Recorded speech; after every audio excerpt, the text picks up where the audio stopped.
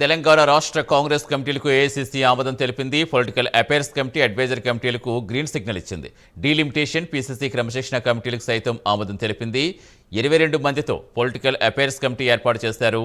Meenakshi Natarajan CM Revanth Reddy PCC అధ్యక్షుడితో కలుపుకుని మొత్తంగా 22 మందితో పొలిటికల్ అఫైర్స్ కమిటీ ఏర్పాటు చేశారు. అడ్వైజరీ కమిటీలో ఇన్ఛార్జ్ సీఎం, పీసీసీ చీఫ్తో కలుపుకుని 15 మందికి చోటు కల్పించారు. డీలిమిటేషన్ కమిటీలు 7గురికి అవకాశం ఇచ్చారు. పీసీసీ క్రమశిక్షణ కమిటీలో మొత్తం 7 మంది సభ్యులు ఉండనున్నారు.